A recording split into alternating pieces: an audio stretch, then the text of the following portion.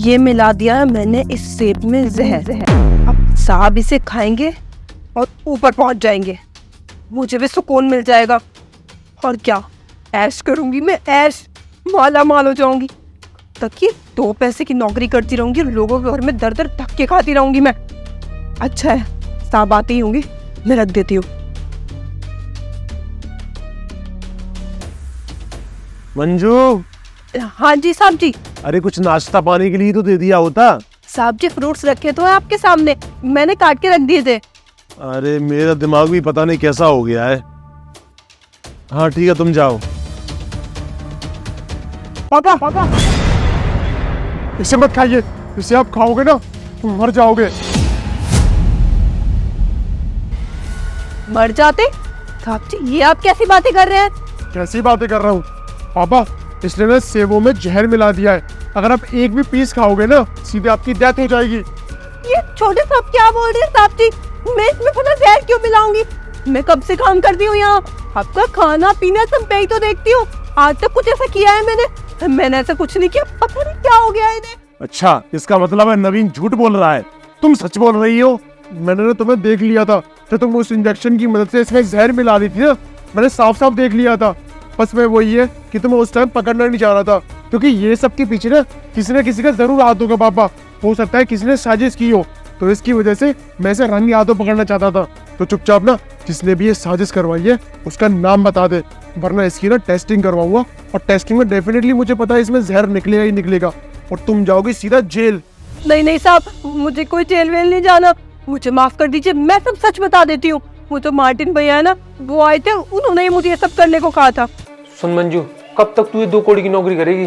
तेरे लिए ना मैं एक काम लेके आया हूँ, जिससे कि ना तू माला माल हो जाएगी।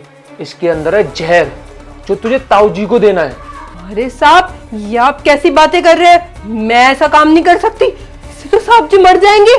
मंजू मेरी बात को समझ, तेरे 2 छोटे छोटे बच्चे हैं ना, सोच तेरी जिंदगी तो 2 पैसे की नौकरी करते करते निकल गई।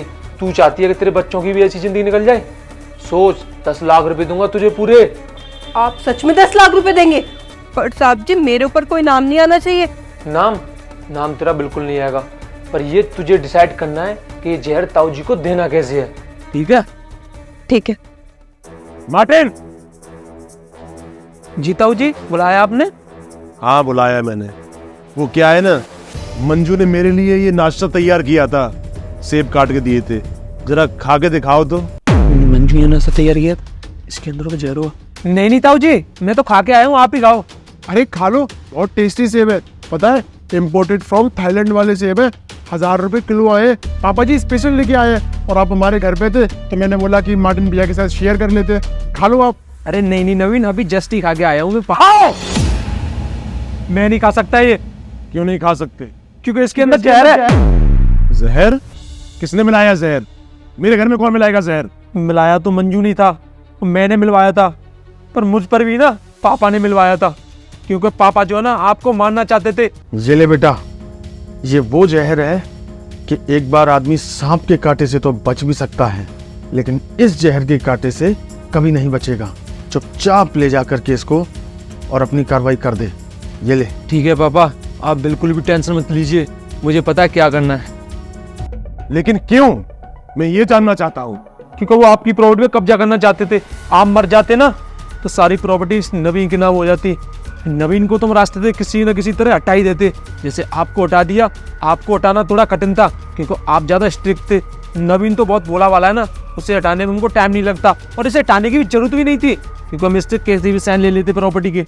तो ये साजिश चल रही थी मेरे पीठ पीछे। अरे धिक्कार है मुझे अपने ही खून पर। बाहर वाला होता तो कहीं तक बर्दाश्त कर लेता, लेकिन मेरा अपना खून, मेरा अपना भाई, शर्म आती है मुझे उस पर। आज के बाद तुमसे और तुम्हारे उस बाप से कोई रिश्ता नहीं है मेरा। कह देना कि मेरी दहलीज पर जब तक मैं जिंदा हूं तब तक वो चढ़े नहीं। निकल सकते हो यहाँ से। आओ जी, मुझे माफ कर दो ना, ये तो पापा ने करवाया था मुझसे। तुम भी जा सकते हो, निकलो यहाँ से। और मंजू, तुमने भी जो हरकत की है ना, वो माफ करने लायक नहीं है। अगर 1 सेकंड के लिए भी लेट हो जाता ना तो पापा जी आज जिंदा नहीं होते। पापा जी, मैं ना इसके खिलाफ केस करवाऊंगा क्योंकि इसने आपको मारने की कोशिश करी है। बताओ, थोड़े से पैसों के चक्कर में ये इतने साल की अपनी सारी ईमानदारी को भूल गई थी। हम भी तो तुम्हें पैसे देते हैं, तुम्हारे बच्चे का एडमिशन करवाया स्कूल में, सब कुछ भूल गई एक सेकंड में। साहब जी माफ कर दो मुझे, मुझसे बहुत बड़ी गलती हो गई। तो अपने घर और अपने बच्चों के मोह में आ गई थी, बस इसीलिए उनकी बातों में आ गई, वरना साहब जी मैं कभी ऐसा ना करती। मुझसे गलती हो गई, मैं आज के बाद कभी ऐसा नहीं करूंगी। तुमने ऐसा किया उसका दुख नहीं है मुझे, मेरे अपनों ने ऐसा किया उसका दुख है। आज के आज अपना हिसाब कर लो और चली जाओ यहाँ से। जाओ।